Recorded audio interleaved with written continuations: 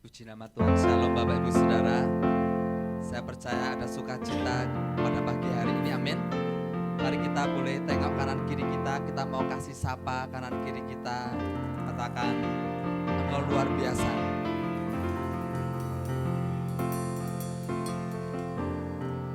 Ya, mari kita satukan hati di dalam doa. Kami mengucap syukur Tuhan buat pagi hari ini, kesempatan yang indah kami boleh berkumpul di tempat ini Tuhan Yesus. Bapa, kami mau datang dengan hati yang lapar dan haus akan Engkau Tuhan. Karena kami rindu akan hadirat-Mu, kami rindu untuk boleh berjumpa dengan Engkau pada pagi hari ini ya Tuhan. Dan kami percaya Engkau hadir di tengah-tengah kami, melawat setiap kami Tuhan, memulihkan setiap kami, membebaskan setiap kami ya Tuhan Yesus. Kami boleh mengalami kemerdekaan, kemenangan dalam Engkau ya Tuhan Yesus. Terima kasih ya Tuhan, terima kasih ya Bapa. Mari umat Tuhan, kita mau datang dengan ucapan syukur kita mau menyembah Tuhan, naikkan puji-pujian bagi Allah kita. Terima kasih, haleluya. Kami bawa syukur kami bawa sembah kami bawa hidup kami kepadamu Tuhan. Oh, kami rindu akan hadirat-Mu Tuhan. Haleluya, haleluya. Oh, sembah Tuhan, sembah Yesus. Haleluya.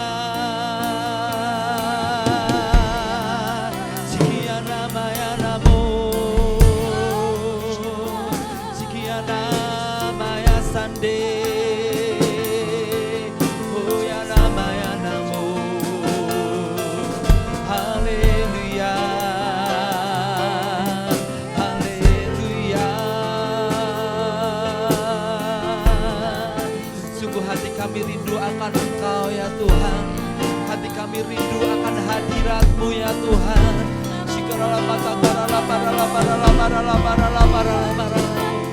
Puaskan kerinduan kami pada pagi hari ini ya Tuhan.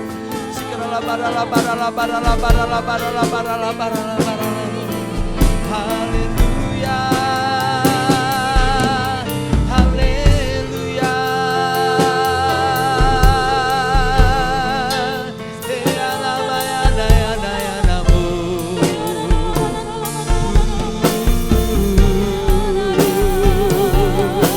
Kau kerinduan kami Tuhan.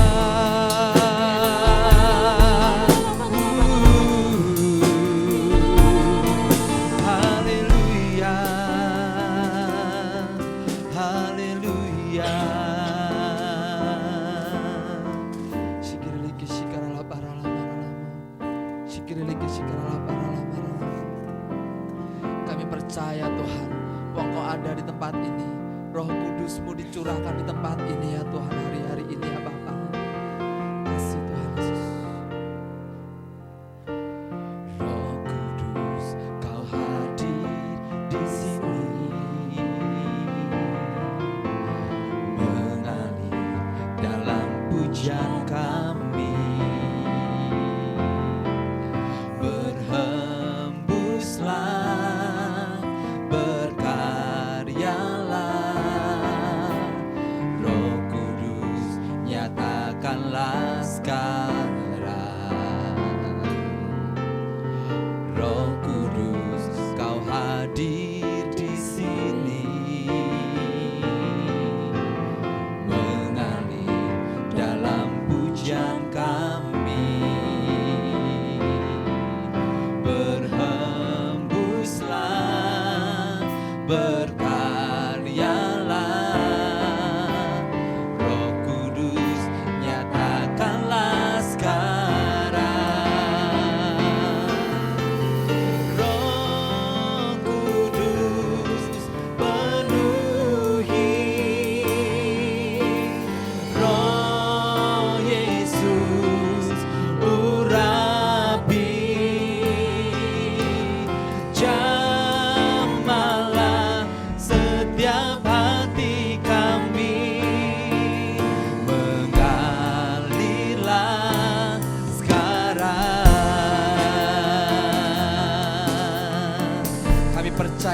hadir di tempat ini. Roh Kudus, Kau hadir di sini, mengalir dalam pujian kami. Berhembuslah, berkaryalah, Roh Kudus, nyatakanlah sekarang. Roh Kudus, Kau hadir di sini, mengalir dalam pujian kami. Berhembuslah, berkaryalah, Roh Kudus, nyatakanlah sekarang. Roh Kudus, penuhi, Roh Yesus, urapi, jamalah setiap hati kami, mengalirlah sekarang. Roh Kudus, penuhi, Roh Yesus, urapi, jamalah setiap hati kami, mengalirlah sekarang. Mari dengan segenap hati katakan, Roh Kudus, penuhi, Roh Yesus, urapi kami Tuhan, jamalah setiap hati kami, mengalirlah sekarang. Biarlah musik saja kita mau menyembah Tuhan. Sikarala parala parala parala parala parala parala.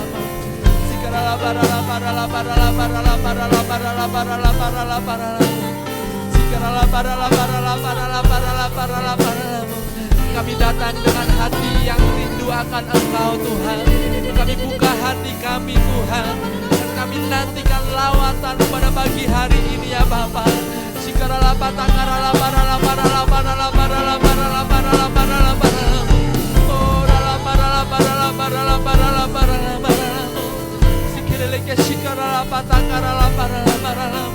Lawat setiap kami Tuhan, oh jamah setiap kami. Sikireleke sikarala parala parala. Sikireleke sikarala parala parala parala. Haleluya. Roh Kudus, penuhi kami. Roh Kudus, penuhi, Roh Yesus, urapi, jamalah setiap hati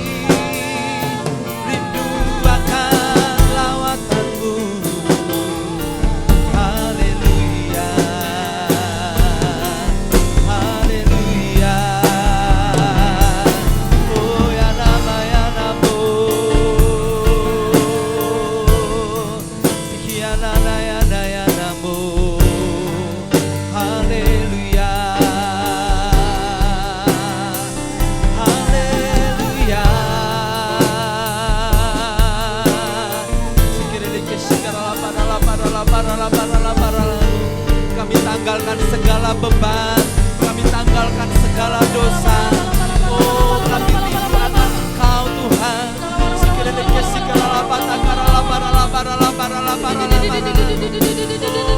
Kau memulihkan setiap kami pagi hari ini. Engkau melawat kami Tuhan. Engkau menyembuhkan setiap kami Tuhan. Yang berbeban berat kami mendapatkan kelegaan di dalam Engkau Tuhan.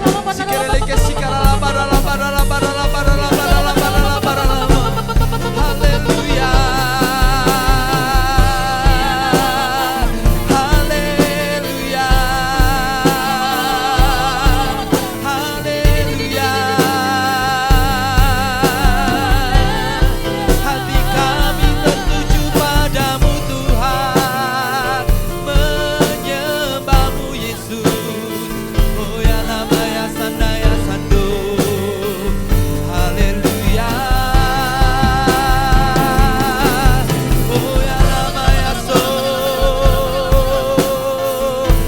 Bebaskan kita menyembah Tuhan.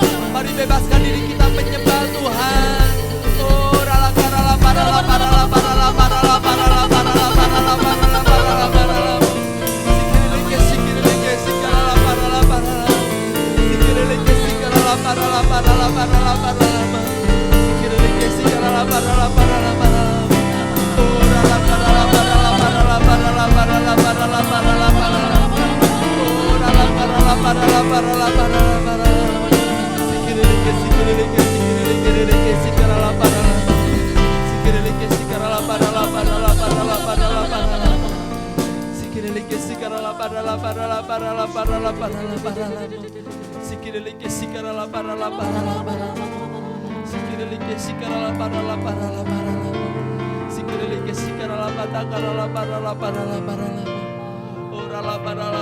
parala parala parala.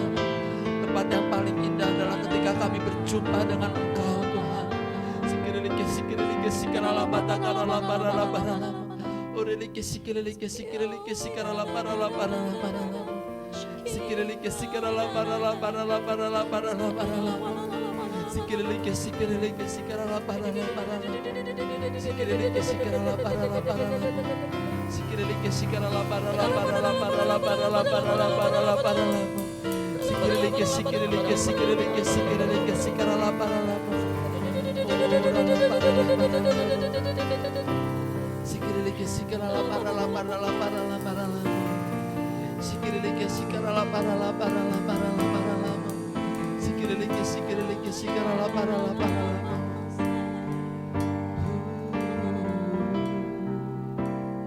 Come Holy Spirit, fall in this place.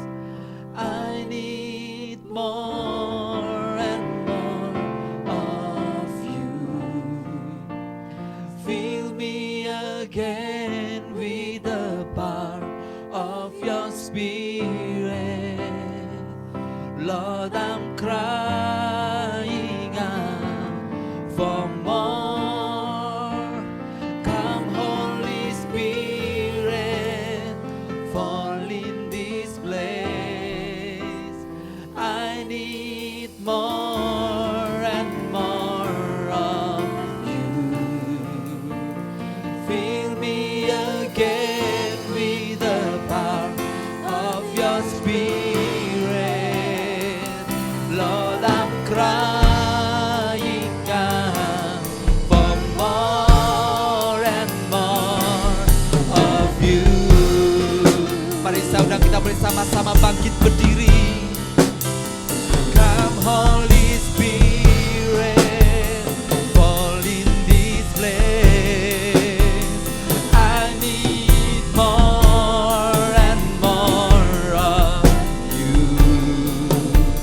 Fill me again with the power of your Spirit.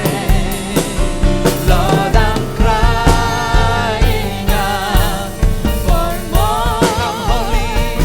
Come Holy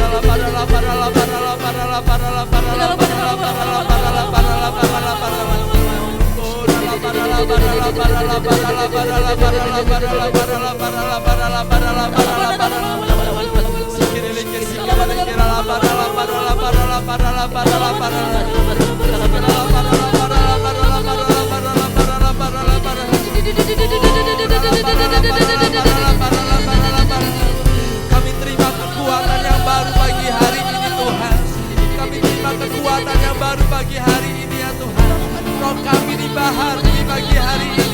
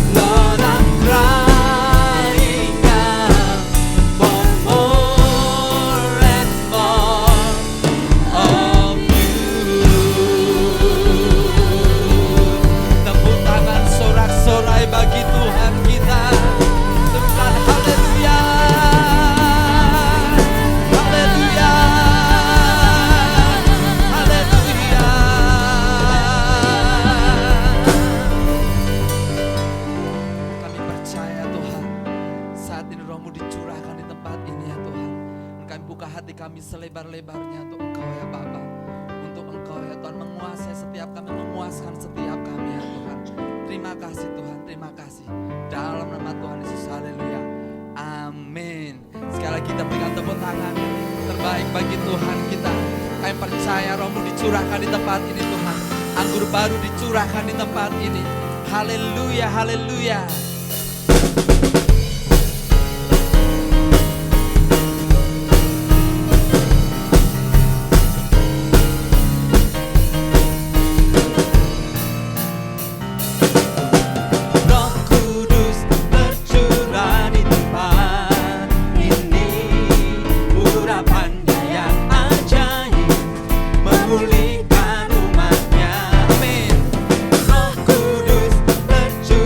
Bagi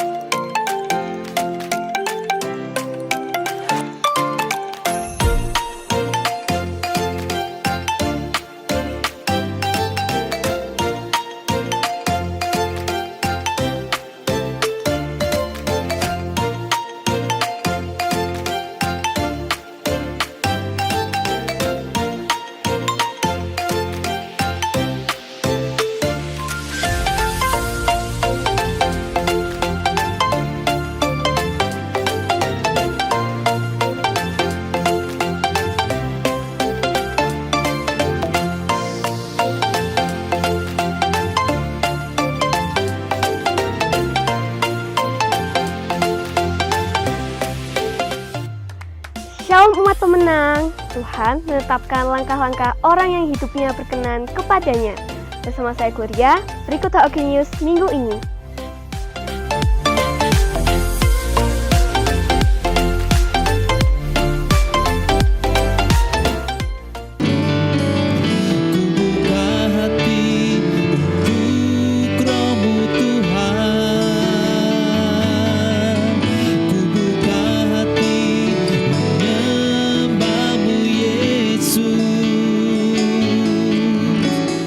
Bergabunglah dalam Morning Call dan alami kuasa hadiratnya setiap Selasa, Kamis, dan Sabtu jam 6 pagi melalui Zoom.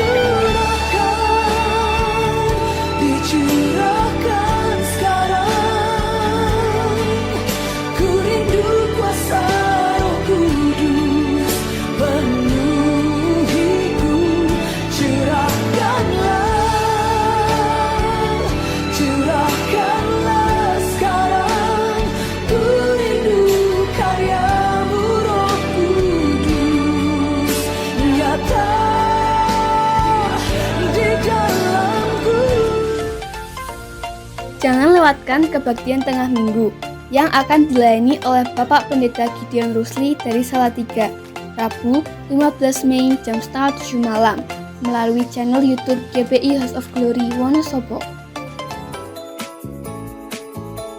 Mohon perhatian, ibadah Pentakosta akan diadakan pada Minggu 19 Mei jam 5 sore di tempat ini. Ajak rekan dan saudara kita untuk hadir menikmati berkat Tuhan dalam ibadah ini. Dukung channel YouTube gereja kita, GBI House of Grace Semarang. Jangan lupa di like dan subscribe ya. Persembahan dapat dimasukkan di kotak dekat pintu masuk setelah ibadah. Biarlah rohmu menyala-nyala dan layanilah Tuhan. Demikian HOG News minggu ini. Tuhan Yesus memberkati.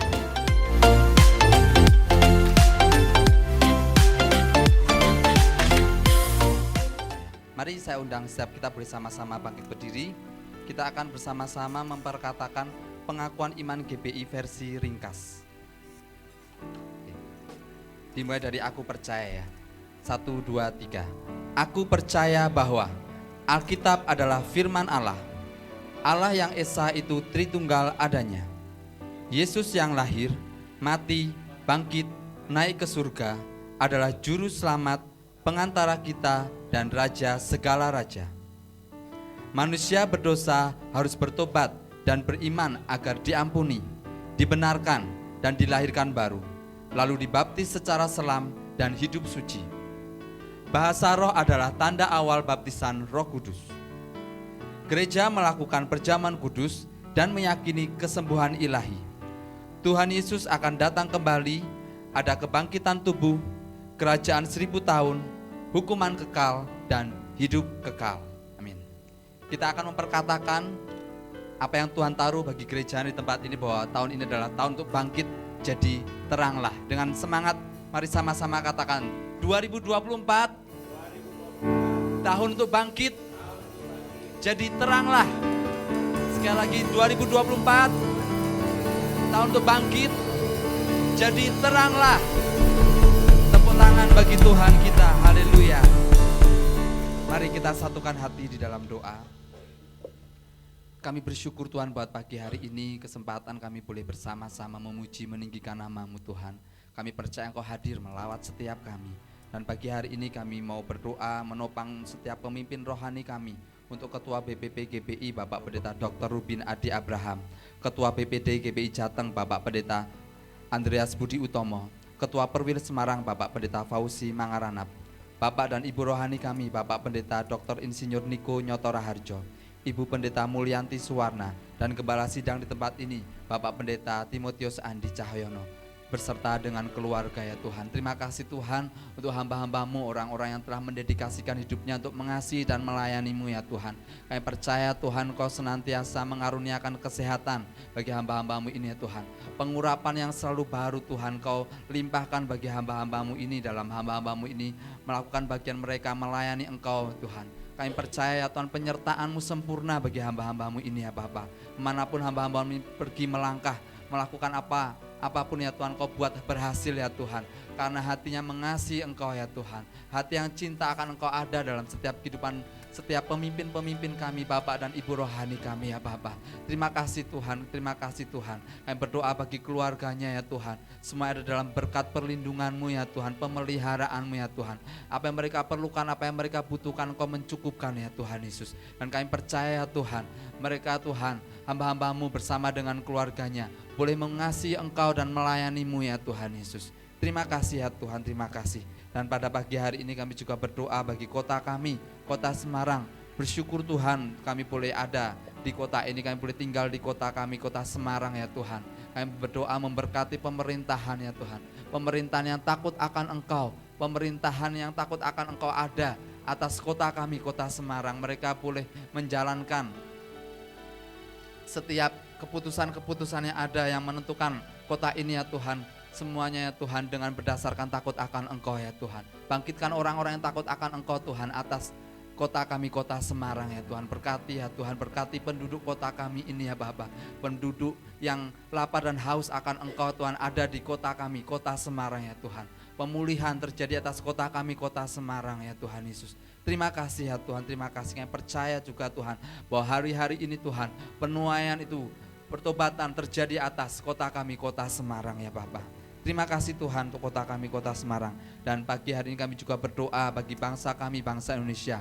Bersyukur juga Tuhan kami boleh menjadi bagian bagi bangsa kami, bangsa Indonesia. Kami memberkati Bapak Presiden dan wakilnya beserta jajaran pemerintahan yang ada ya Tuhan. Kau yang menolong setiap pemimpin kami yang duduk di dalam pemerintahan untuk mereka boleh melakukan bagian mereka Tuhan. Di bangsa kami Tuhan, bangsa Indonesia ya Tuhan.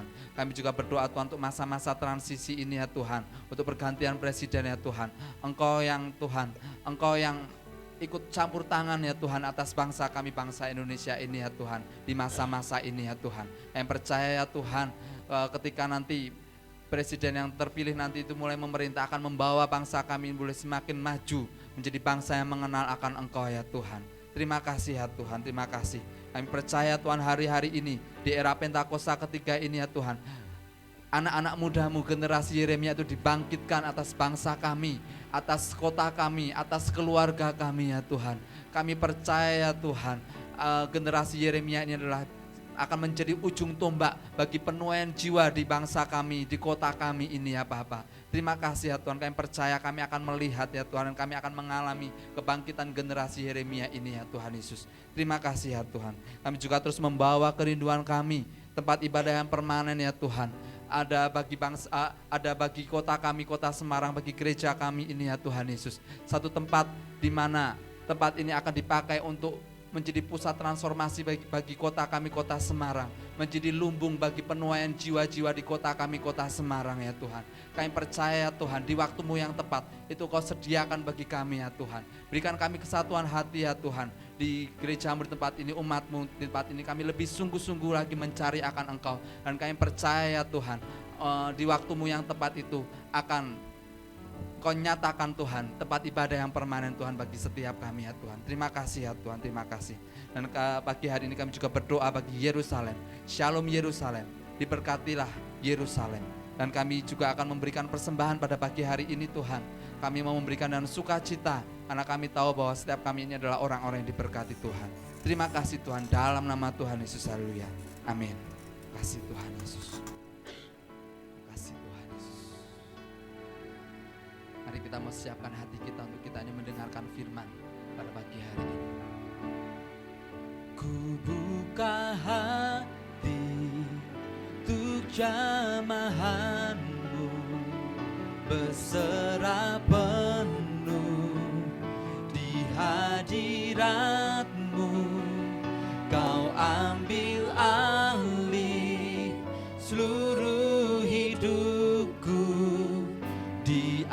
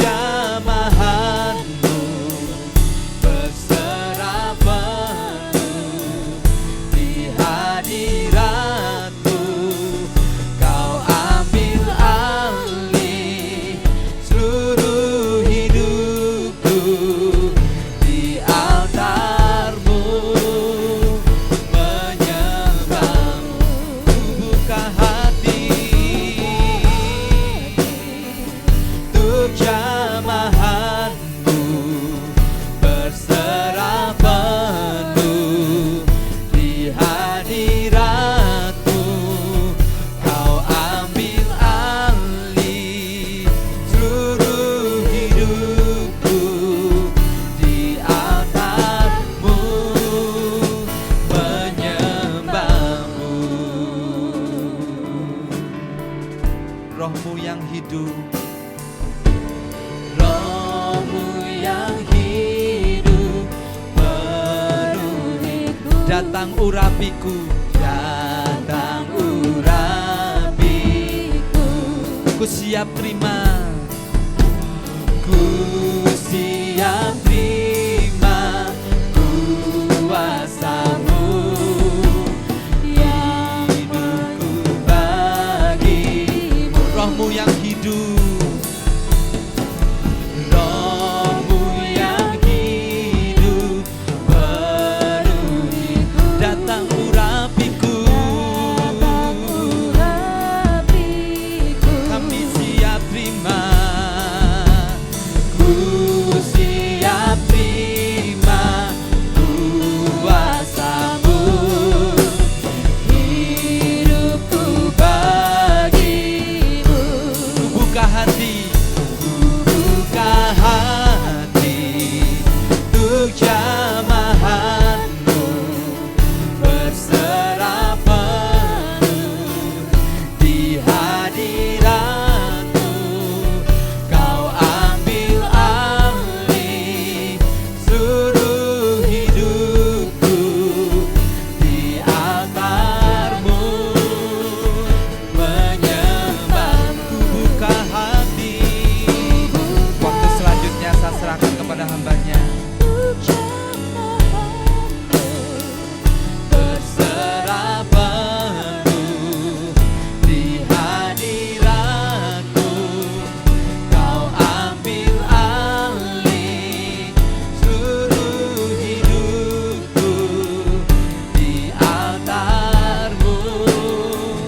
Menyembah-Mu di altar-Mu. Menyembah-Mu di altar-Mu.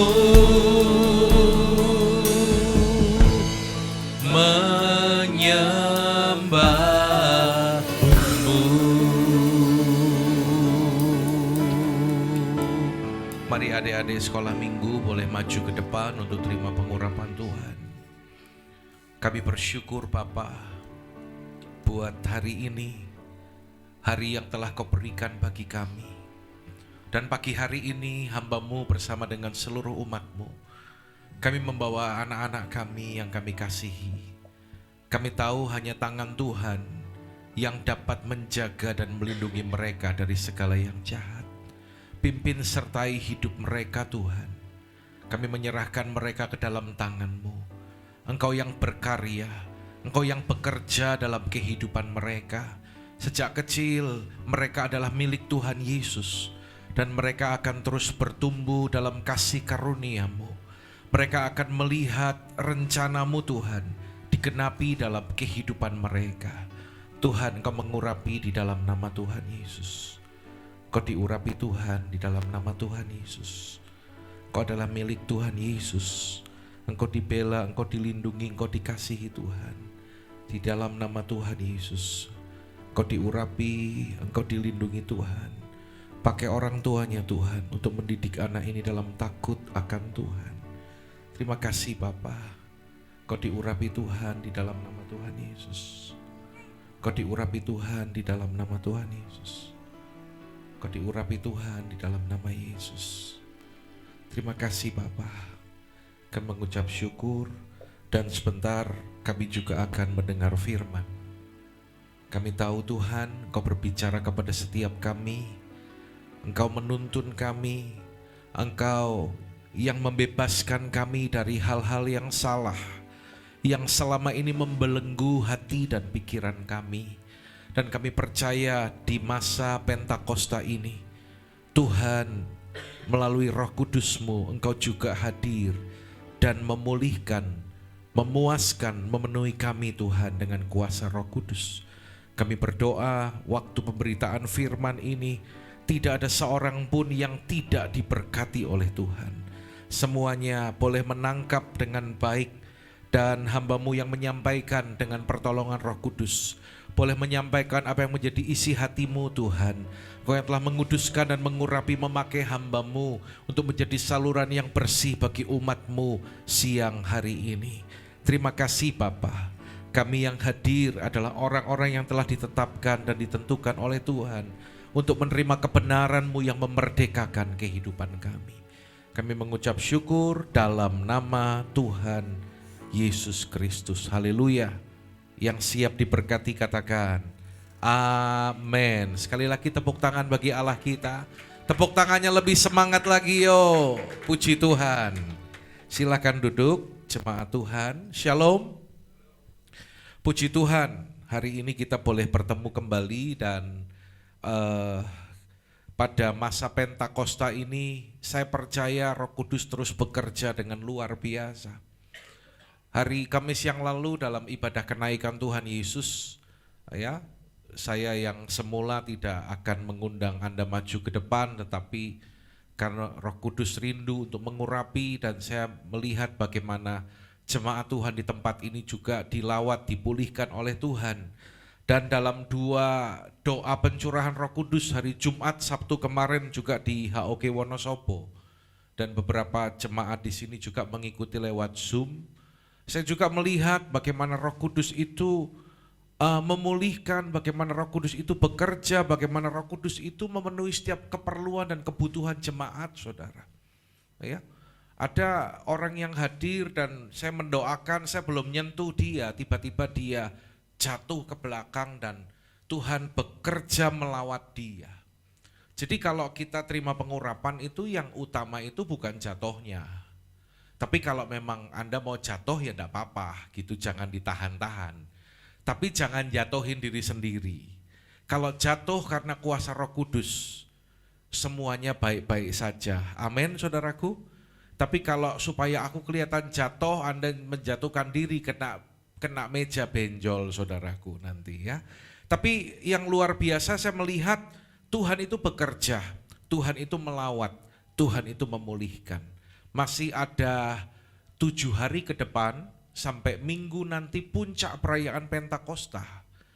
Karena itu mari hadir, ikuti dan terima pemulihan. Ya, kalau enggak datang nanti rugi saudaraku ya. Dan hari ini saya juga rindu untuk bagikan hal yang sangat penting, bagaimana kita dilepaskan dari belenggu pikiran ya. Lepas dari belenggu pikiran. Saudara, mungkin Anda bertanya, Pak, saya ini orang Kristen loh. Bahkan ada yang bilang saya itu sudah dibaptis. Apakah pikiran saya masih terbelenggu? Ternyata banyak anak-anak Tuhan yang sudah di dalam Tuhan, tapi belum benar-benar merdeka. Ya. Seorang dikatakan merdeka, anak Tuhan dikatakan sebagai orang merdeka. Perhatikan ini baik-baik. Ya. Jika pikiran kita dimerdekakan. Kita benar-benar menjadi orang yang merdeka kalau pikiran kita telah dimerdekakan. Dalam Alkitab banyak contoh ya. Orang yang meskipun tubuhnya terbelenggu tetapi pikirannya merdeka. Tapi hari-hari ini juga banyak orang yang tubuhnya bebas tetapi pikirannya terbelenggu. Rasul Paulus adalah salah satu contoh ketika dia terbelenggu dalam penjara. Dia nggak bisa kemana-mana. Tetapi pikirannya tidak pernah terbelenggu. Hidupnya tidak pernah terbelenggu. Saudara lihat di sana ya. Dan ini yang kita mau renungkan pagi hari ini. Ya, supaya kita sungguh-sungguh mengalami kemerdekaan dalam pola pikir kita. Saya mengajak kita untuk membaca satu ayat, ini ayat yang sangat terkenal, yaitu Amsal 4 ayat 23. Tetapi saya mengajak kita membaca dari versi NCV. Ya. Be careful what you think because your thoughts run your life. Baca dalam bahasa Indonesianya sama-sama dengan keras ya.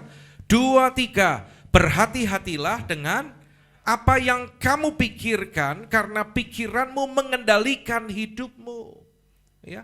Nah saudara, ketika seseorang menerima Yesus sebagai Tuhan dan Juru Selamat, menerima keselamatan, maka rohnya itu dipulihkan, bisa berkomunikasi lagi dengan Tuhan.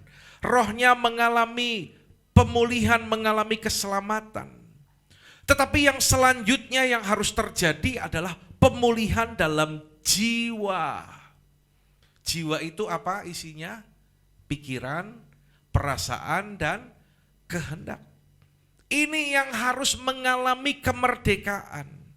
Nanti saya memberikan banyak contoh, ya, bagaimana masalah dalam pikiran, dalam mental, dalam jiwa itu apa saja, saudaraku.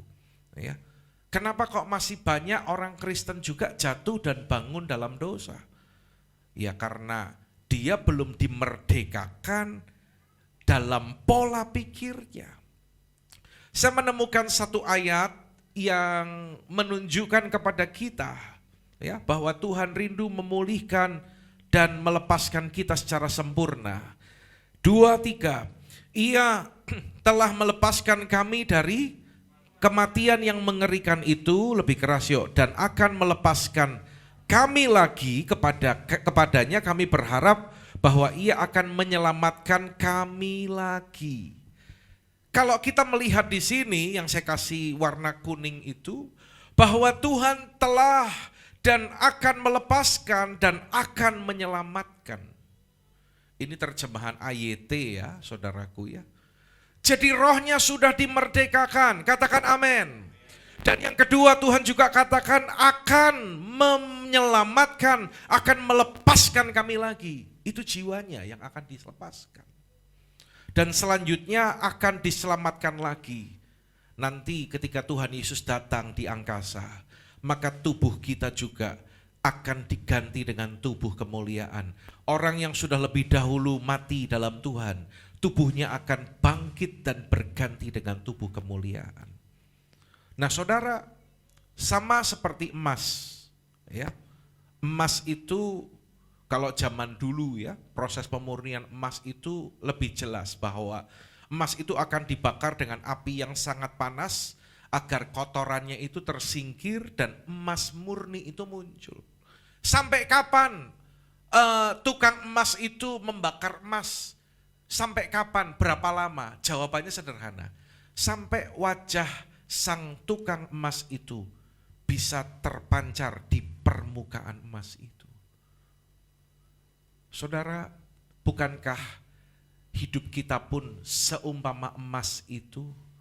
Tuhan murnikan saudara, Tuhan murnikan saya, sampai wajah sang tukang emas itu, yaitu Tuhan Yesus, terpancar dalam kehidupan kita. Ya, kalau pasir dibakar, tanah liat dibakar, nggak akan muncul emas. Tapi kalau emas meskipun kena kotoran, kalau dia dimurnikan, akan tetap muncul emas murni, saudara. Saudara dengar baik-baik, saudara dan saya, kita adalah emas karena kita diciptakan segambar dan serupa dengan Allah. Katakan amin, saudaraku. Ya, karena itu izinkan Tuhan membersihkan kehidupan kita. Jangan merasa yang penting sekarang aku sudah Kristen dan katanya Alkitab bilang kalau sudah percaya Yesus sekali selamat aku tetap selamat. Enggak gitu. Alkitab enggak bilang sekali selamat tetap selamat loh. Memang di dalam Yesus kita telah keterima keselamatan. Tetapi Rasul Paulus pun berkata, kerjakan keselamatanmu itu dengan takut dan gentar. Artinya ada satu upaya dari kita. Mau diproses oleh Tuhan, mau dibersihkan oleh Tuhan. Kemarin ada satu pembahasan ketika saya ada dalam satu kul. Saya kasih pertanyaan. Israel keluar dari Mesir dan dibawa Tuhan masuk ke tanah Kanaan. Kita sering dengar itu. Pertanyaannya, kenapa Israel masuk ke Kanaan perlu waktu 40 tahun? Padahal jarak dari Mesir sampai ke Kanaan itu hanya 800 km. Kalau diasumsikan orang jalan pagi sampai siang sore, capek istirahat tidur, besok jalan lagi, itu capek jalan lagi, besok jalan lagi. 25 hari dari Mesir sampai ke Israel. Berapa hari Marco? 25 hari. Mau coba jalan kaki 800 kilo? Ya, 25 hari. Tetapi mengapa mereka perlu waktu 40 tahun? Ada yang mau jawab? Hidup kita itu bisa seperti itu loh saudara. Mereka itu putar-putar di padang gurun. Kanaan memang tidak mewakili atau tidak menggambarkan sorga. Tapi Kanaan itu berbicara apa? Berbicara janji Tuhan. Terjadi dalam hidup kita, katakan amin. Kanaan itu berbicara tentang perjanjian Allah dan berbicara tentang kemaksimalan hidup. Hidup kita maksimal. Hidup kita mengalami janji Tuhan. Mereka perlu waktu 40 tahun untuk masuk ke tanah Kanaan. Saudara, jangan kita menjadi orang Kristen juga yang hanya berputar-putar seperti Israel berputar di padang gurun, saudaraku. Ternyata karena kebodohan kita, ternyata karena kita tidak memberi diri kita dipulihkan, disembuhkan, dimurnikan, dimerdekakan oleh Tuhan.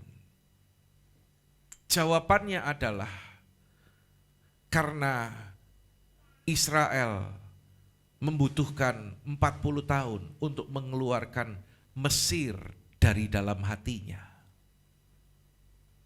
Prosesnya terlalu lama, saudara.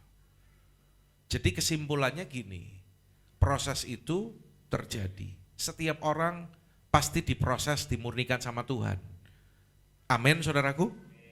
Tapi sebentar atau lamanya proses itu juga tergantung kita. Saya selalu katakan bagian Tuhan memulihkan. Bagian Tuhan apa? Bagian kita mau ndak dipulihkan. Sekali lagi, bagian Tuhan, bagian kita. Kok rasanya yang keras cuma daerah depan, yang belakang kurang kedengeran suaranya. Bagian Tuhan, bagian kita. Coba bilang kanan kiri saudara, cari 2 orang bilang seperti itu. Bagian Tuhan memulihkan, bagian kita mau ndak dipulihkan. Ya.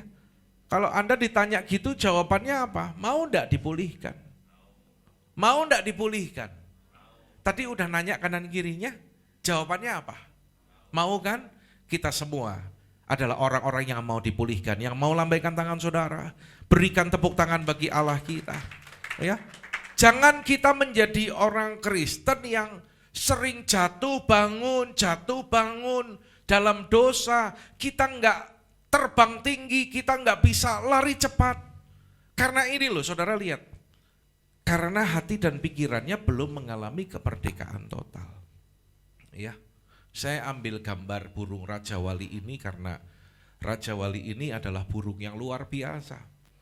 Dia punya kekuatan, dia bisa terbang tinggi, kalau ada angin kencang, bahkan badai, kalau burung lain kabur, berlindung. Tapi kalau Raja Wali, dia itu justru terbang di atas badai, dan dia pakai badai itu untuk mengangkatnya lebih tinggi lagi.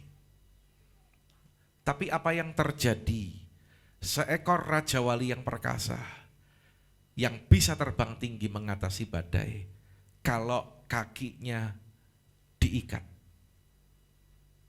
Coba lihat gambarnya itu, agak feedback tapi saya kalau mundur ya Pak. Kenapa nggak bisa terbang tinggi? Katakan talinya 2 meter. Dulu zaman anak-anak saya masih kecil, saya itu pernah beliin mainan burung, ya semacam Raja Wali plastik gitu.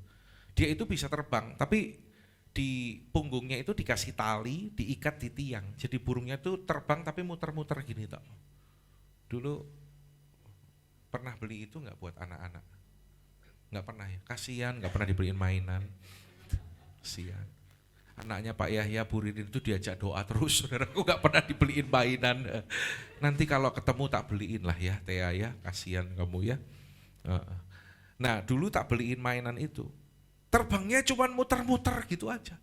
Saudara, Raja Wali yang perkasa, kalau kakinya diikat sama tali 2 meter, ya, dia bisa terbang berapa tinggi? Halo, responnya dong. Ya cuma 2 meter. Kalau talinya dipendekin 1 meter, dia bisa terbang berapa tinggi? Ya cuma 1 meter. Kalau hidupmu belum alami kemerdekaan, masih ada ikatan-ikatan dalam pola pikir, dalam hatimu, engkau nggak bisa lari cepat, engkau nggak bisa terbang tinggi. Meskipun tahun ini Tuhan katakan adalah tahun untuk bangkit jadi teranglah. Engkau nggak bisa jadi terang, saudara. Karena belum alami kemerdekaan. Karena itu Tuhan dengan jelas berkata dalam amanat agungnya, ya, baptis, ajar mereka melakukan segala sesuatu yang telah kuperintahkan kepadamu. Ya, kenapa ada perintah untuk mengajar? Karena Tuhan tahu ada mental atau pola pikir yang harus dimerdekakan.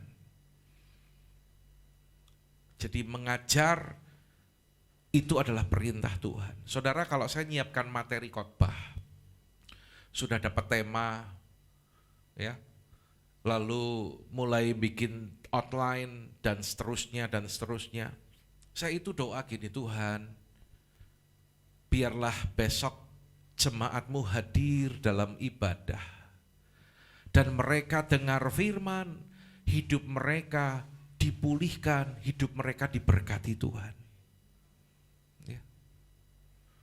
Doa seorang gembala itu cuman kayak gitu.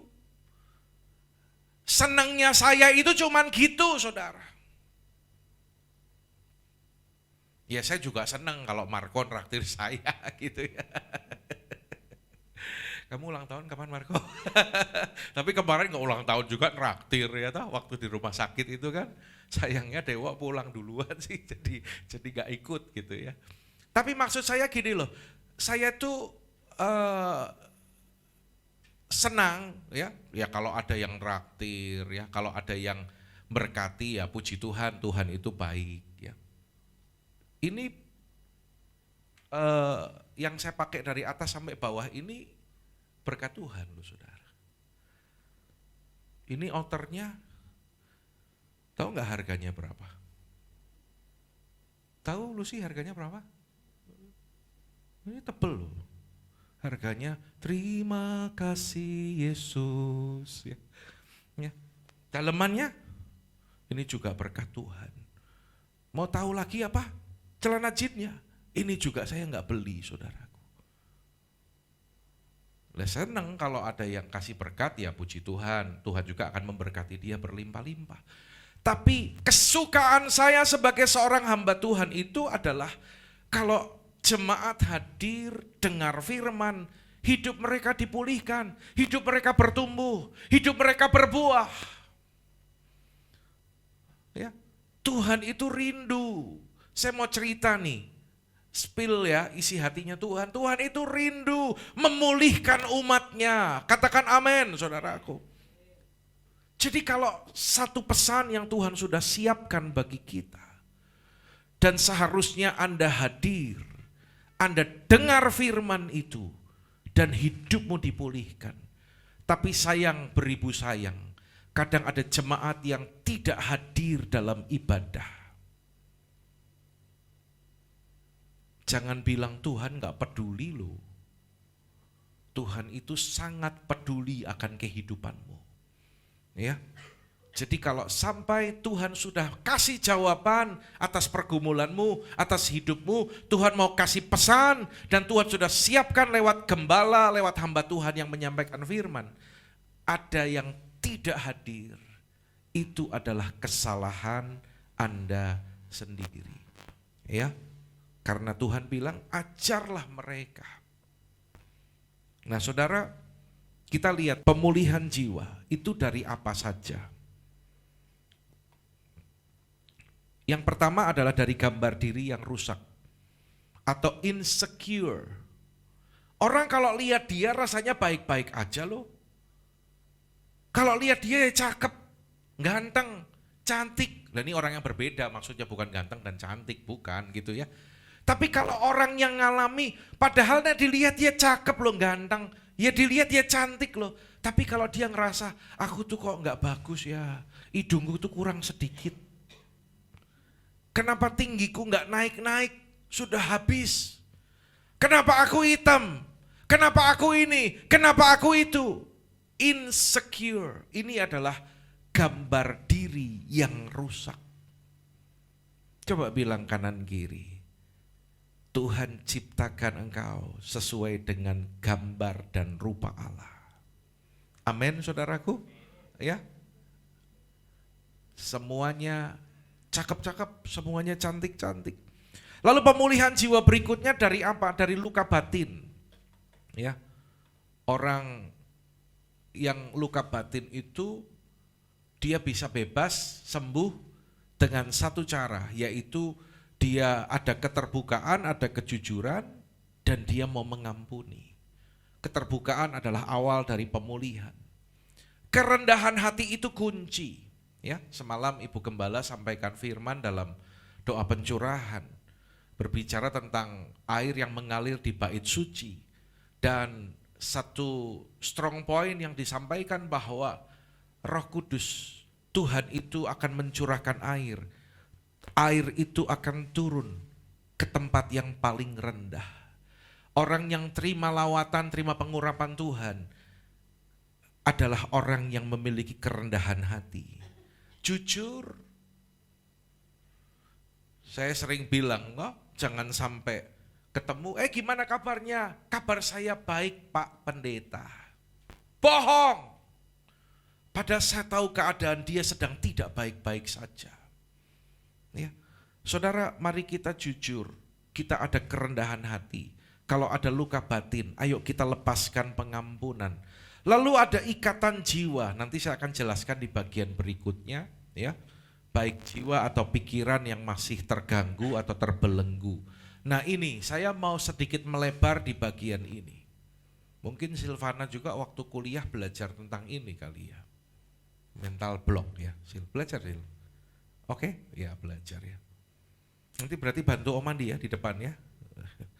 Ya, saudara lihat mental block ya. Mental block itu apa?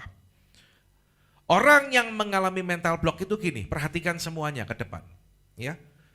Jadi percaya sesuatu yang negatif, tetapi itu dianggap sebagai kebenaran.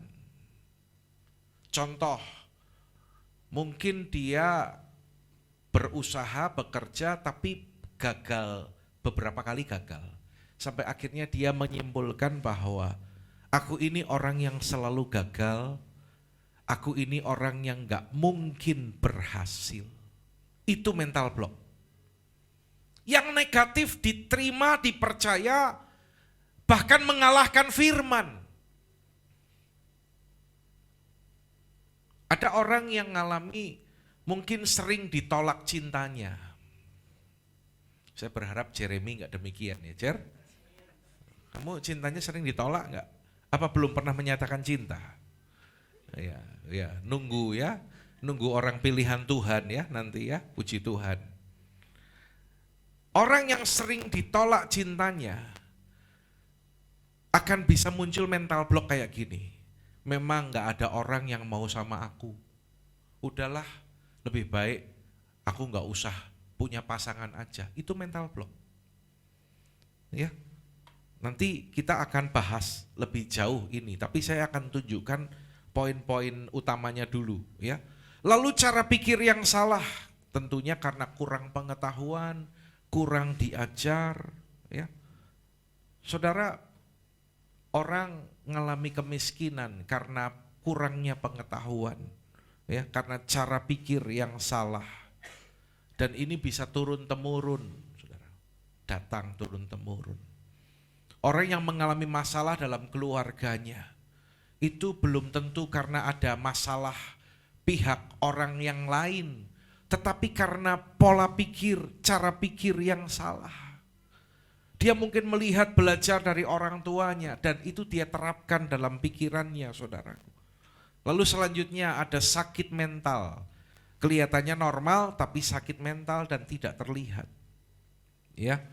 Jadi masalahnya bukan karena Tuhan izinkan sesuatu itu terjadi dalam hidup kita, tapi karena kebodohan-kebodohan kita. Dan kita harus alami kemerdekaan. Saya mau cerita, saudara. Ya, saya akan tunjukkan beberapa kejadian nyata. Ya, mungkin ada beberapa hal yang rada sadis yang saya juga mau cerita, tapi tidak apa-apa.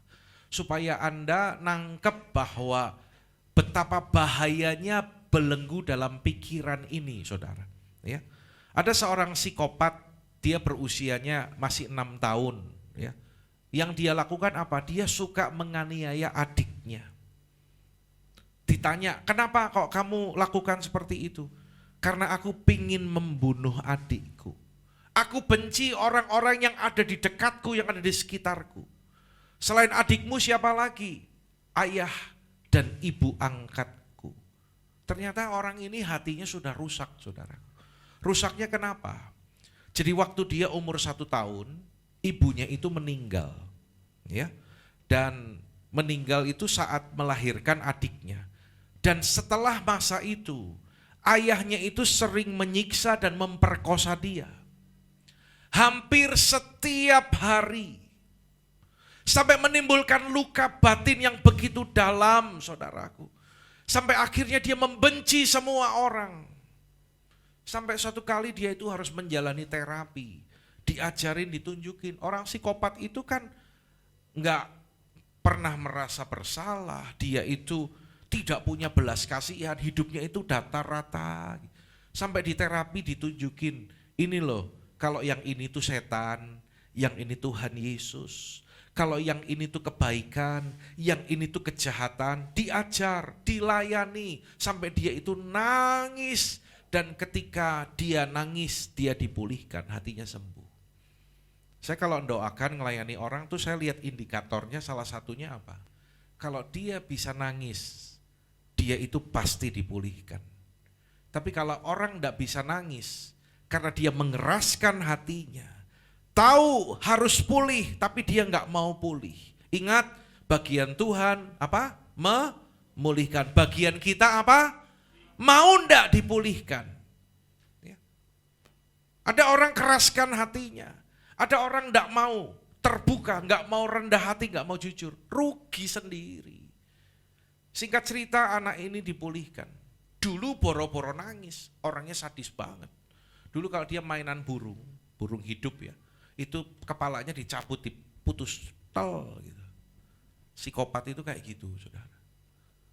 Tapi akhirnya dia dipulihkan. Contoh kedua, ada anak berusia 13 tahun. Di usianya yang ke-13 tahun, dia sudah membunuh anak usia 4 tahun. Sangat sadis. Cara membunuhnya dia coba cekik, nggak mati-mati. Coba disumpal mulutnya, nggak mati-mati. Dipukul kepalanya, nggak mati-mati. Sampai akhirnya dia ambil batu dan dipukulin ke dadanya sampai hancur, saudaraku. Dan maaf, dia ambil kayu dan duburnya ditusuk pakai kayu. Sadis banget, saudaraku. Sampai FBI, ini kejadian di luar negeri ya, FBI itu larang ibu korban itu untuk melihat anaknya karena terlalu sadis. Setelah dicek masalahnya di mana? Masalahnya saat kecil orang tuanya bercerai. Lalu ibunya bilang gini, bapakmu itu enggak suka sama kamu. Dia itu benci kamu. Ternyata anak ini juga waktu kecil di dalam kandungan itu pernah mau digugurkan, tapi enggak gugur-gugur. Sampai akhirnya dia lahir dan ada kelainan, ya. Karena itu dengar baik-baik, saudaraku, yang sudah berkeluarga, jangan pernah mencoba untuk menggugurkan kandungan. Anak-anak muda, di sini banyak anak-anak muda. Kalian yang masih muda, mungkin kalian yang sudah punya pacar, jaga kekudusan. Amin. Kok nggak ada yang amin? Yang amin malah Pak Yahya. Amin. Jaga kekudusan. Jangan sampai engkau melakukan dosa dan akhirnya ada anak yang lahir karena dosa. Mau digugurkan lagi. Jadi ini merusak mentalnya saudaraku. Lalu akhirnya ibunya ini menikah lagi dan ayah tirinya suka menyiksa dia. Timbul kemarahan. Jadi di usia yang ke-13 tahun, dia itu sudah membunuh anak kecil. Dan yang luar biasanya, saya sampai waktu dengar dan baca cerita ini gila ini orang ini. Sudah membunuh, tidak menyesal. Sampai dia malah bangga, ini adalah karya pembunuhanku yang pertama. Berarti ada jilid kedua dan seterusnya nih kalau nggak ditangkap ini. Ya, saudara lihat bahwa itu membuat rusak jiwa, ya, mental seseorang itu rusak. Nah saudara, ada satu orang lagi yang badannya penuh dengan tato, dia dikenal sebagai seorang pembunuh yang paling kejam. Di penjara dia pernah bunuh orang dan maaf dia cungkil mata korbannya itu lalu dibunuh dengan silet saudaraku. Sangat sadis. Ternyata ketika ada seorang hamba Tuhan datang untuk melayani dia dan hamba Tuhan ini melihat ada kekosongan dalam jiwanya. Ya, matanya kosong, kekosongan dalam jiwanya. Jadi waktu saat dia kecil orang tuanya berpisah dan dia punya ayah tiri, ya. Dan ayah tiri itu punya ponakan, kalau lagi makan, anak ini itu selalu diikat, gak boleh ikut makan. Setelah mereka semua selesai makan, dia baru boleh ikut makan dan disuruh makan, maaf, seperti cara binatang makan. Dalam hati kecilnya dia cuman berkata gini, kenapa kok mama kandungku, mamaku kok gak bela aku? Orang ini akhirnya hidup penuh dengan kepahitan. Ya, yang saya mau cerita gini loh saudara, iblis itu suka dengan orang yang hatinya penuh dengan kepahitan.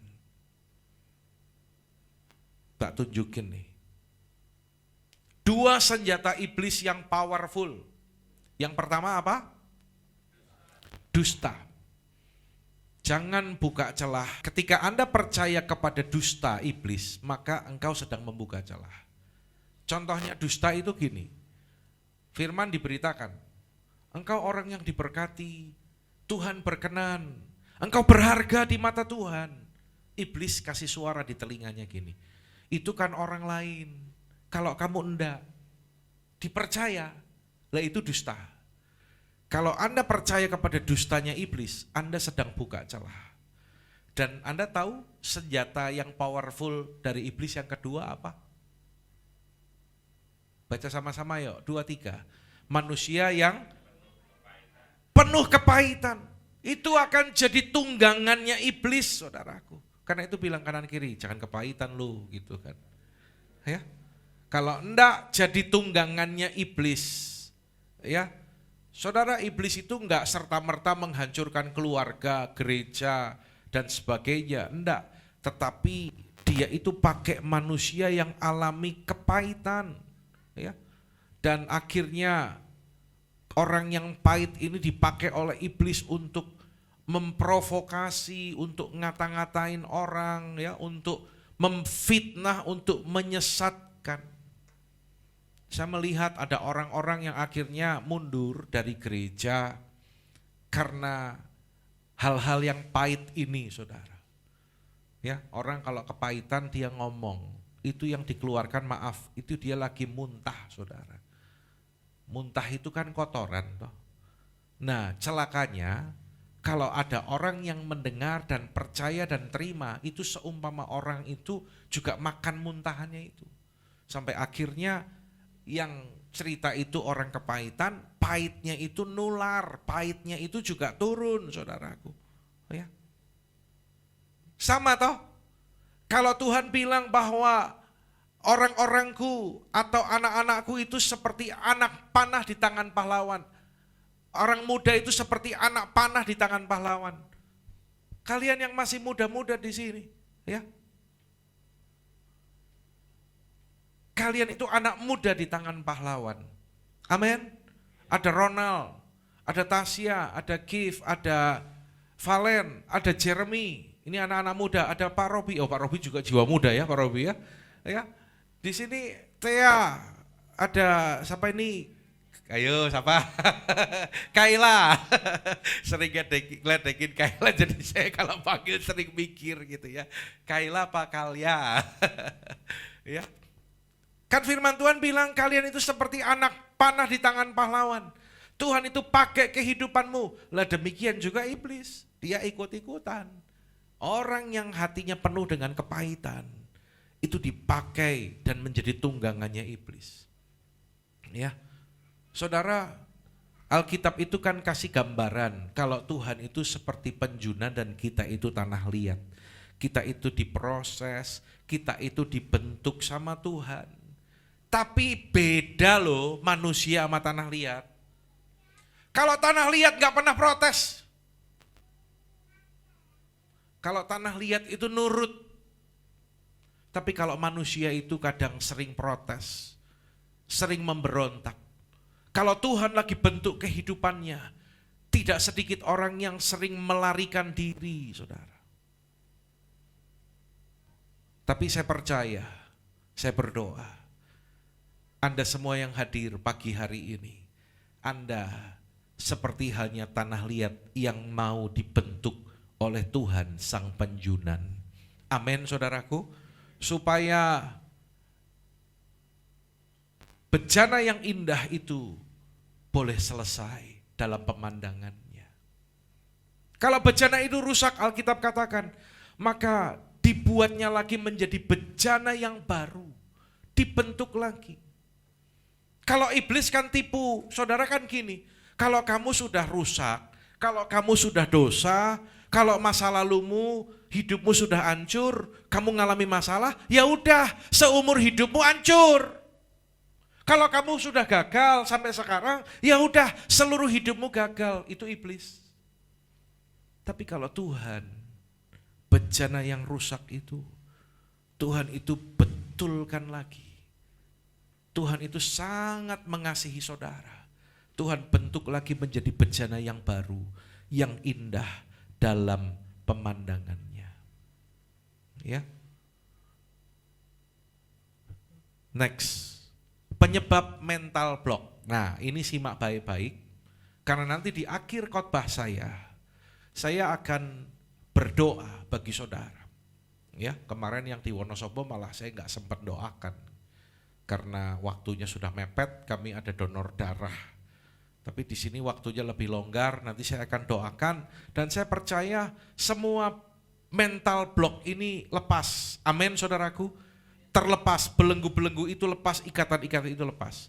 Penyebab yang pertama adalah trauma. Ya, trauma. Harus mengenali diri, kita harus tahu diri kita. Jangan izinkan pengalaman masa lalumu itu terus menimbulkan trauma yang dalam, pengalaman-pengalaman traumatis.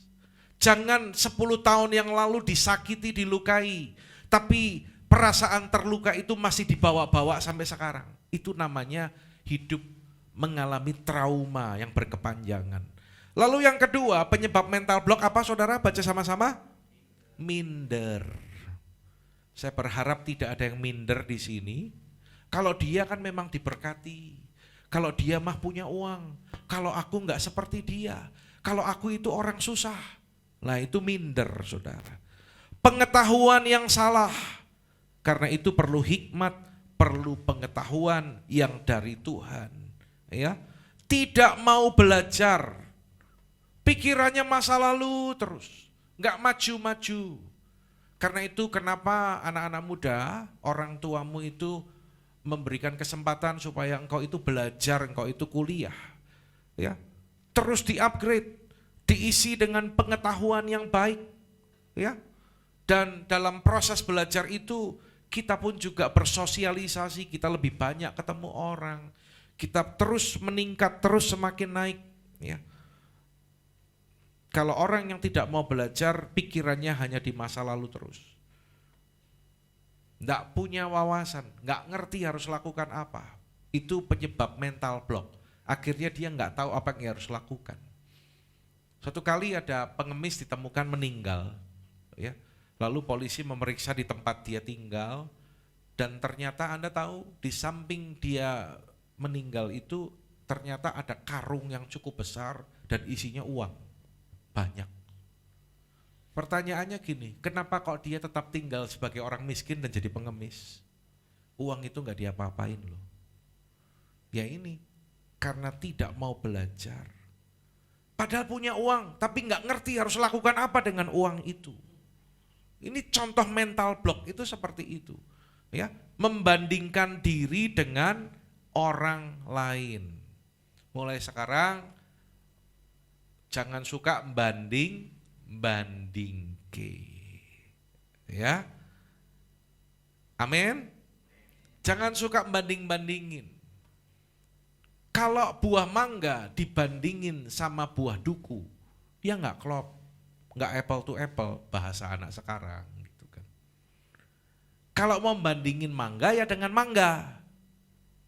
Kalau mau bandingin buah duren, siapa yang suka duren angkat tangan, cung. Wah, ini penggemar duren ini ya. Ayo gas yo, habis ini. Kalau mau bandingin duren ya sama duren, ya. Valen nggak boleh membandingkan dirinya dengan Jeremy, beda, ya.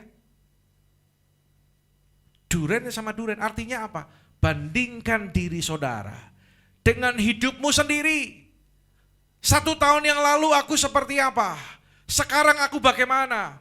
Aku bertumbuh enggak? Aku semakin baik enggak? Aku semakin sungguh-sungguh enggak dengan Tuhan? Nah, itu namanya membandingkan diri kita dengan diri kita yang dulu, ya.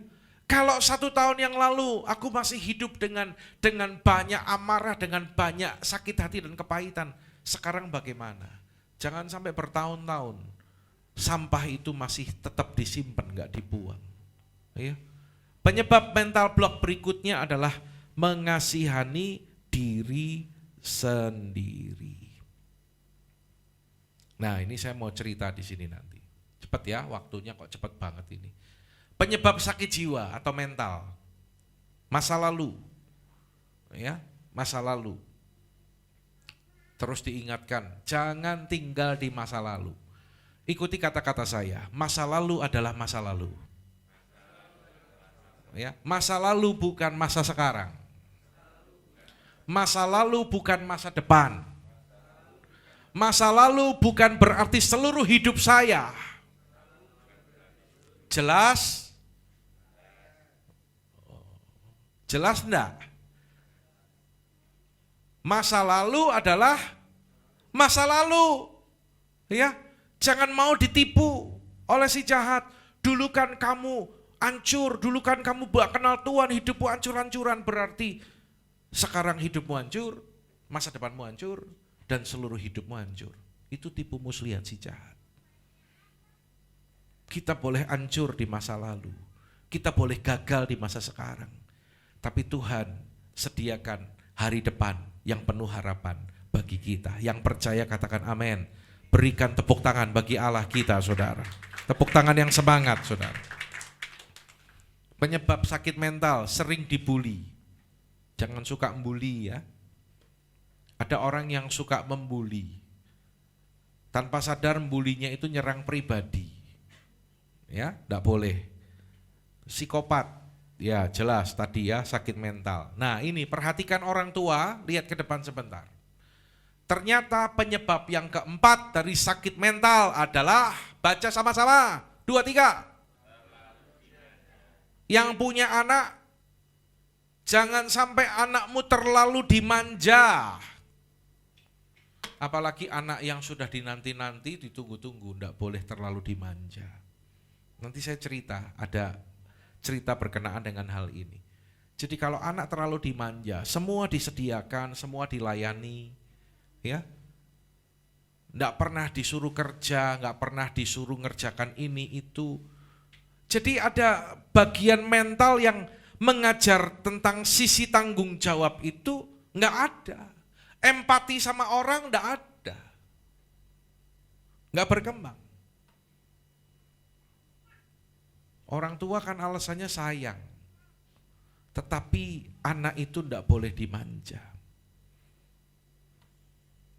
Kalau nanti Arwen udah sekolah, lalu di sekolahan berantem sama temannya, ya, Contoh ya, namanya anak kecil kan bisa jamba-jambaan, bisa tarik-tarikan gitu kan. Atau nanti anak kita udah lebih besar lagi. Kalau anak kita yang salah, ya jangan dibelain. Kadang orang tua itu sayangnya itu kebablasan. Misal dia lagi berantem sama temannya gitu ya, anak kita yang salah. Lalu kita belain dan bilang gini, enggak apa-apa, nanti papi marahin dia. Itu ngerusak loh saudaraku. Ini anak kalau terlalu dimanja itu repotnya seperti ini. Ada orang Indonesia menikah dengan orang Inggris yang sangat kaya. Dan mereka punya anak. Dan anak ini karena tinggal di keluarga yang sangat berada, itu sangat dimanja. Semua dituruti, nggak pernah diingetin, nggak pernah ditegor, nggak pernah dimarahin. Ya, apa-apa justru dibelain. Kalau dia pingin punya banyak teman, dia mampu untuk ajak semua temannya dan bayarin mereka. Sampai akhirnya dia beranjak menjadi pemuda dan dia punya pacar. Ya, suatu kali pacarnya ini nggak mau mengikuti keinginannya. Tahu nggak? Dibawa ke rumahnya, dibunuh di rumahnya. Ini kisah nyata. Dalam keadaan seperti itu pun tidak pernah ada kata salah, semuanya benar. Mamanya yang sangat memanjakan anak ini pun membela anak ini. Dan tetap berkata bahwa anakku tidak salah. Jadi anak ini nggak pernah tahu mana yang benar, mana yang salah.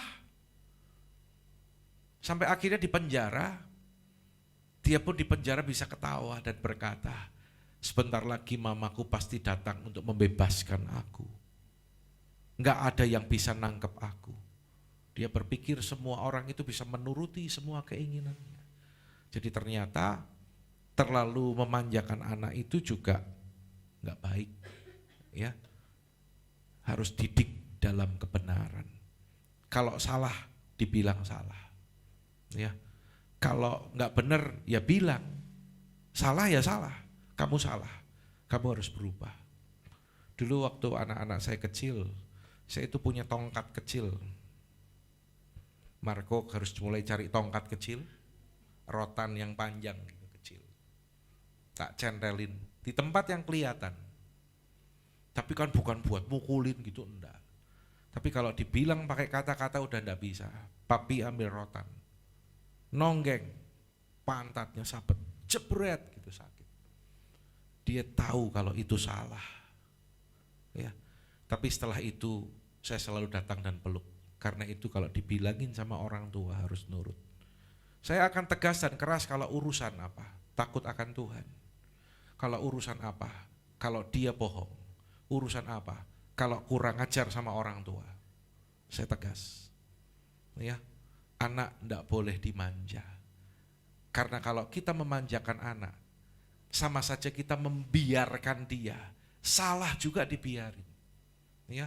Dan nanti kita akan menuai hasilnya, saudara. Anda tahu enggak? Orang yang kepahitan itu lebih gampang dipulihkan dari anak yang dimanjakan. Kalau orang kepahitan itu kan perlu penerimaan.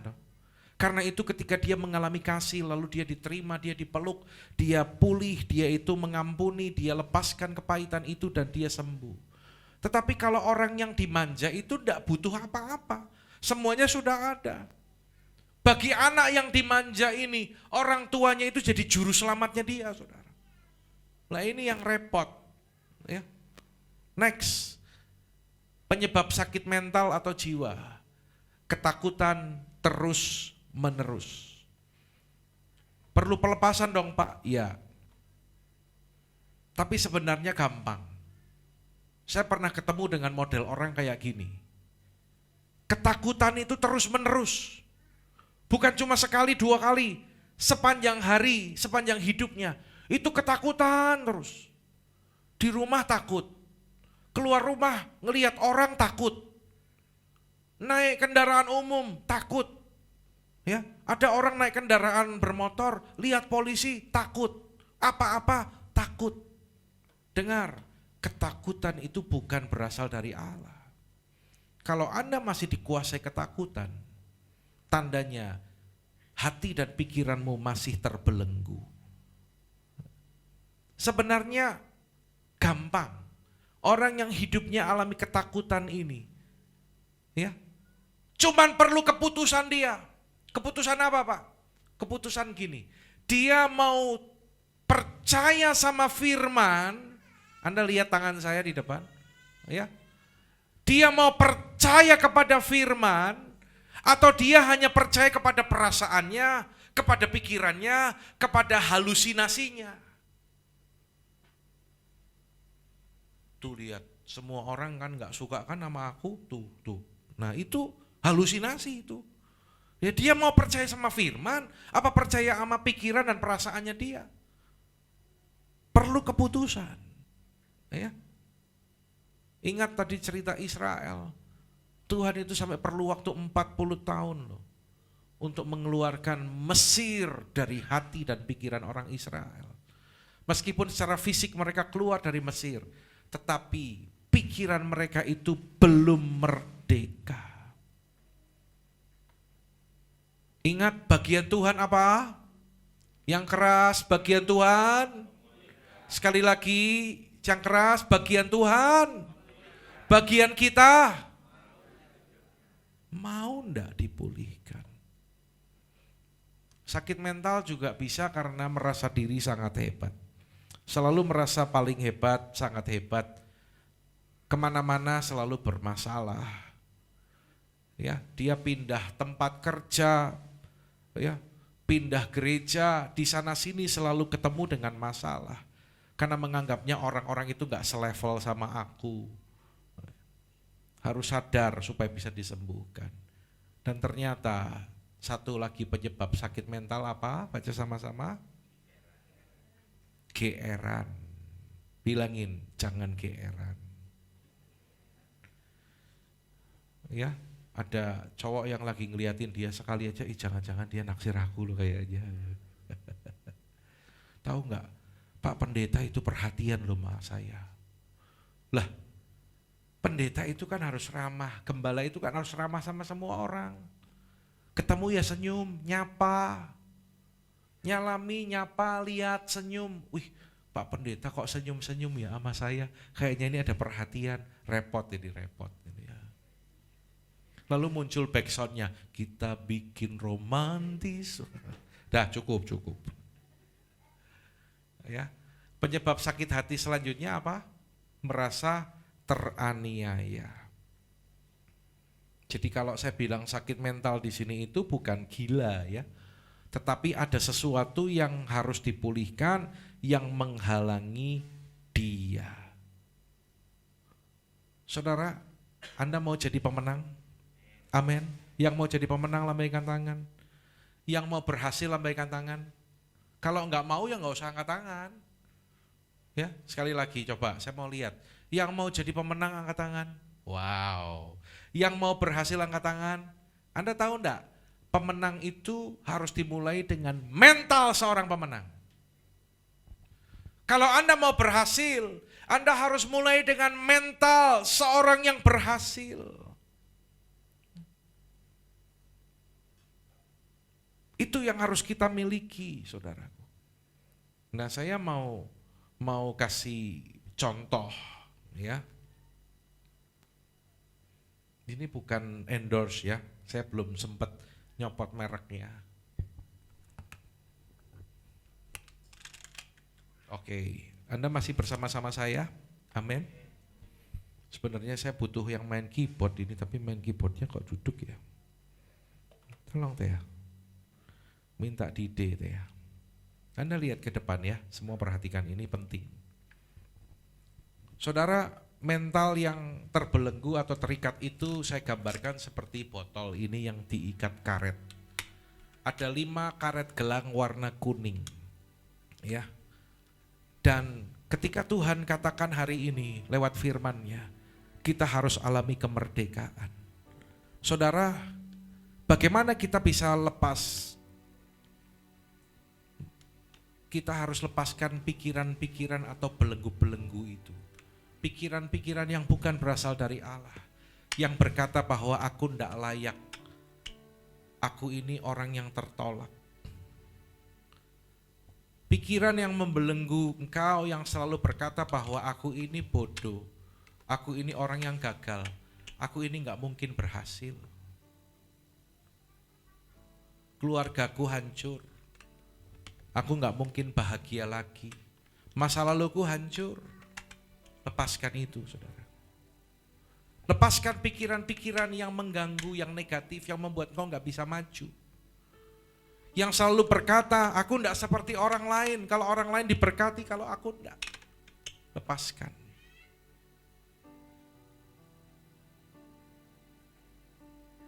Karet kuning, gambaran ikatan dan belenggu pikiran.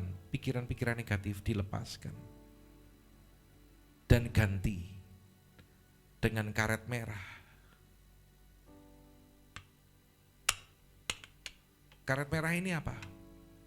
Semua yang benar, semua yang mulia, semua yang adil dan suci, semua yang manis, yang sedap didengar, semua kebajikan yang patut dipuji, kupikirkan semua itu. Kira-kira bisa enggak lakukan seperti tadi? Halo? Bisa enggak? Lepasin karet-karet kuning.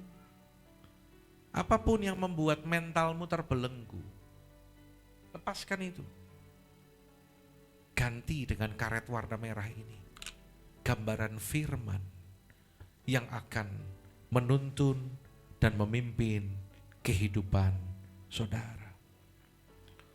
Ada closing statement sebelum kita berdoa. Yang pertama, kita tidak bisa mengalahkan pikiran negatif. Tetapi ganti pikiran itu dengan kebenaran. Karena itu tadi saya katakan apa? Kalau Tuhan sudah siapkan firman yang khusus bagi saudara, pesan khusus bagi hidupmu, mungkin ada yang sedang terpuruk, Tuhan mau mengangkat saudara. Mungkin ada yang lagi bersedih karena masalahnya, Tuhan mau menghibur, memberikan kekuatan. Mungkin ada yang sudah depresi, gak tahu harus lakukan apa. Sebenarnya Tuhan mau membangkitkan kembali hidupmu.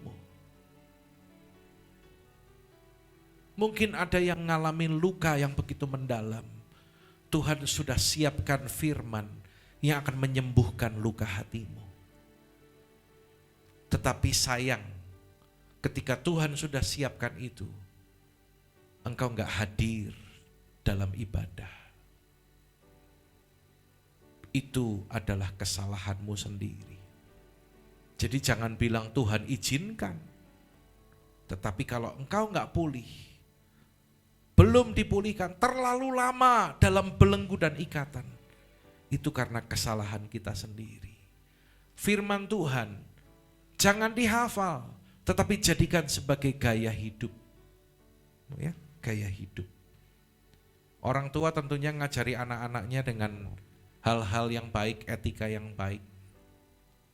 Sekecil ini pun pasti sudah diajarin. Betul? Sudah diajarin ngomong terima kasih? Udah, meskipun belum bisa ngomong, tapi aci gitu kan. Kalau terima sesuatu dari papi mami apa papa mama? Apa ayah bunda? Apa abi umi?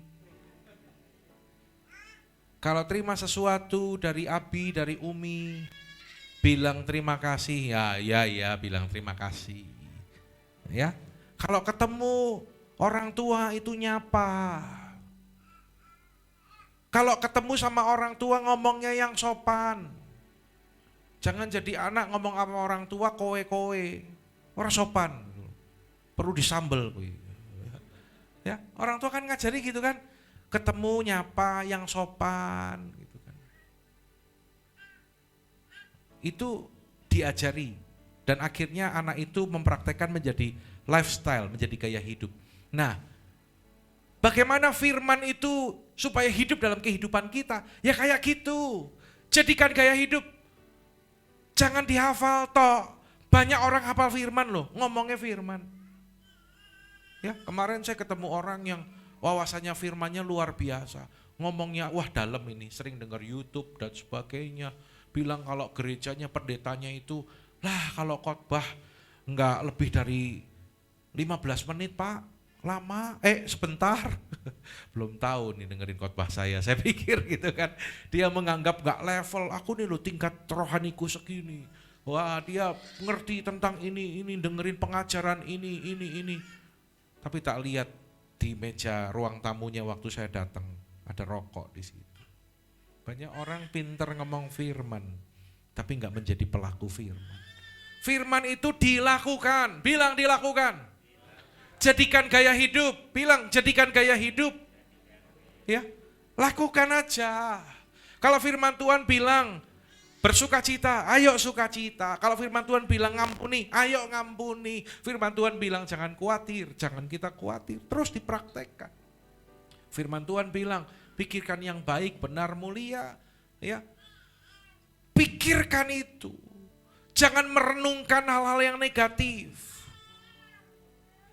Coba jujur, seringkali manusia itu lebih gampang ingat yang enak apa yang enggak enak. Yang baik apa yang enggak baik. Begitu mungkin ada orang ngomongnya rada sengak sedikit, itu langsung terngiang-ngiang. Langsung direnungkan siang dan malam. Nah, jangan merenungkan itu siang dan malam, renungkan firman siang dan malam. Rasanya mangkel, rasanya pengen bales dia. Tapi firman Tuhan katakan, apa yang baik, benar, mulia, aku mau pikirkan semuanya itu. Mungkin dia sikapnya seperti itu, dia mungkin lagi banyak masalah. Aku maklumlah, kalau aku ikut-ikutan sikapnya enggak baik, berarti aku sama dia. Ya, nah itu namanya mengenakan firman dalam hidup kita. Dan yang terakhir baca sama-sama 2, 3. Alami kemerdekaan dalam pola pikir kita. Kuncinya apa? Terima pengajaran firman Tuhan atau hidupmu bersedia dimuridkan oleh Tuhan. Bereskan Alkitab kita bangkit berdiri bersama-sama.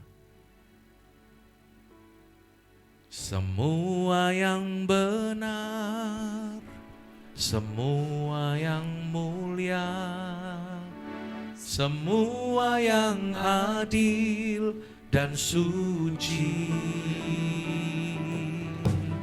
semua yang manis, yang sedap didengar, semua kebajikan yang patut dipuji, kupikirkan semua itu.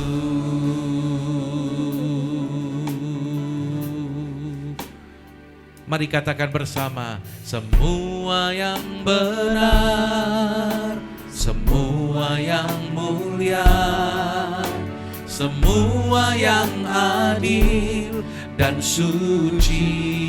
Mari katakan dengan segenap hatimu, semua yang manis, yang sedap didengar, semua kebajikan yang patut dipuji, kupikirkan semua itu. Mari jemaat Tuhan sendiri katakan, semua yang manis, benar, semua yang mulia, semua yang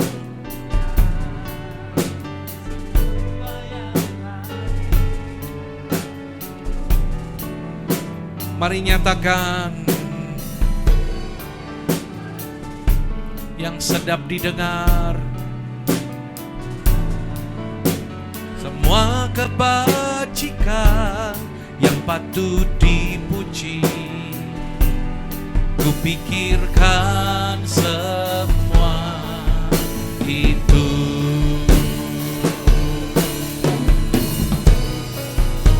Mari angkat tanganmu.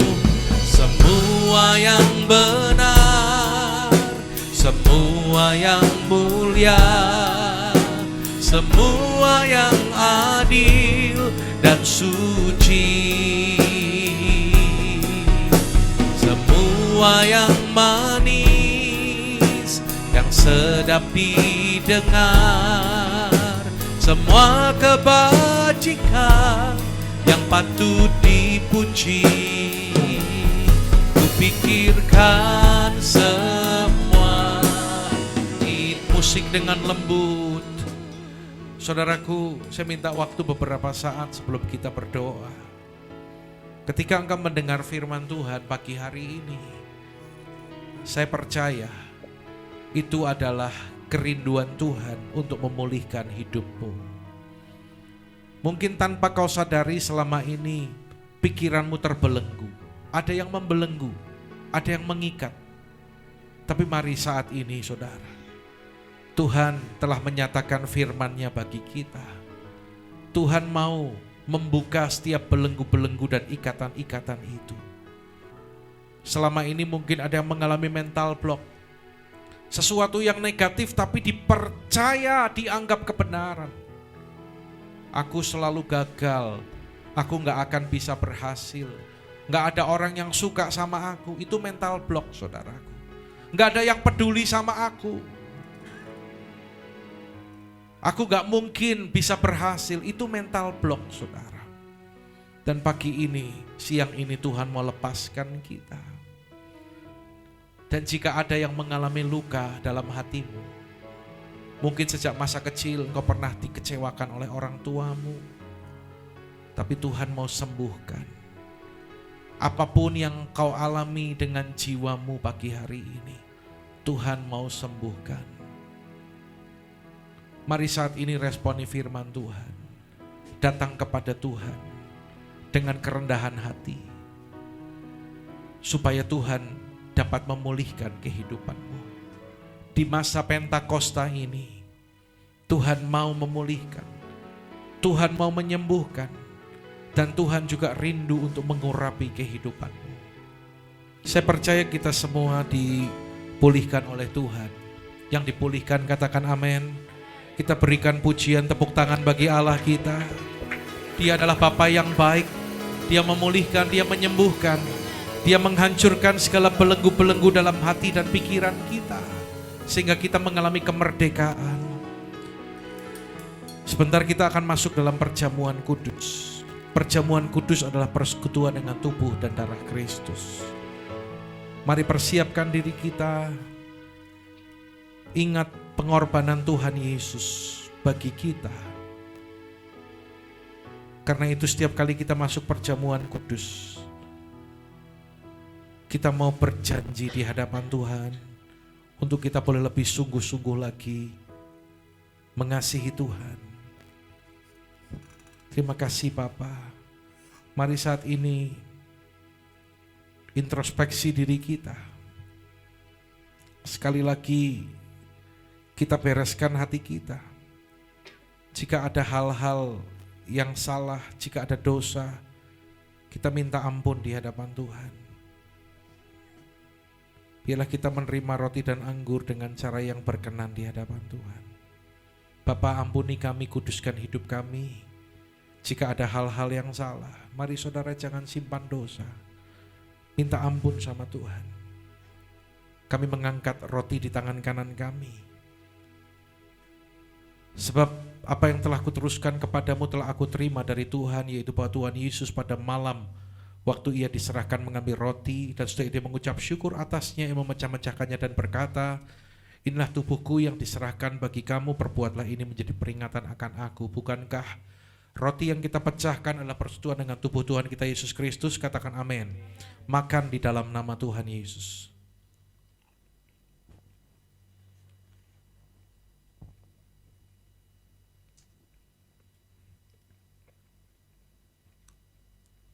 Demikian juga yang mengambil cawan sudah makan lalu berkata, cawan ini adalah perjanjian baru yang dimeteraikan oleh darahku, perbuatlah ini setiap kali kamu meminumnya menjadi peringatan akan aku. Bukankah Cawan pengucapan syukur yang atasnya kita ucapkan syukur adalah persetujuan dengan darah Tuhan kita Yesus Kristus. Katakan amin.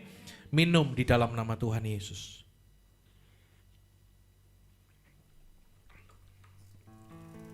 Terima kasih Tuhan. Mari kita bersyukur, katakan terima kasih. Kita berikan tepuk tangan pujian bagi Allah kita, haleluya.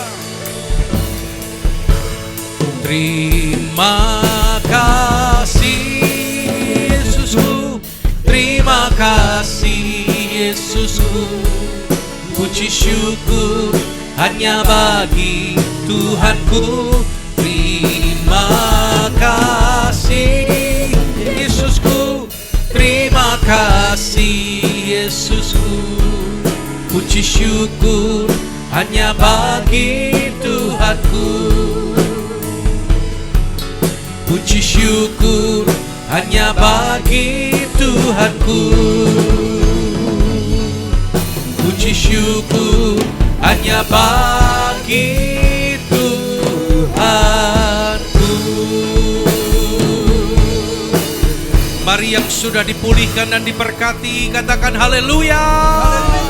Sorak-sorai bagi Allah kita, serukan haleluya. Sekali lagi lebih dahsyat, haleluya. Engkau yang mengerjakan rencanamu Tuhan, yang begitu ajaib dan sempurna dalam kehidupan anak-anakmu di tempat ini. Tidak ada yang terlewat, kami sungguh bersyukur kalau hari ini Engkau bekerja, Engkau memulihkan dan melawat kami semua. Terima kasih Bapa, kami ingat firman-Mu yang terus menjadi terang bagi jalan kami dan pelita bagi kaki kami. Terima kasih buat hari ini. Kami bersyukur dan hamba-Mu juga berdoa buat setiap persembahan yang dibawa oleh umat-Mu. Tuhan memberkatinya, apakah itu persembahan umum, mingguan, ataukah persepuluhan yang adalah milik Tuhan. Tuhan memberkati sesuai dengan janji firman Tuhan. Maka Engkau akan membukakan tingkap langit dan mencurahkan berkat sampai berkelimpahan.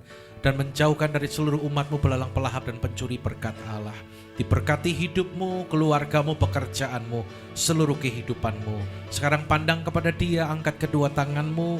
Terimalah berkat kasih karunia berlimpah dari Allah Bapa dalam putranya tunggal Tuhan Yesus Kristus, tak persekutuan yang indah dan manis bersama Roh Kudus menyertai saudara mulai saat ini sampai Maranatha. Kristus datang menjemput kita di angkasa, bahkan sampai selama-lamanya. Dalam nama Yesus yang diberkati, sama-sama katakan amin. Selamat siang, Tuhan memberkati.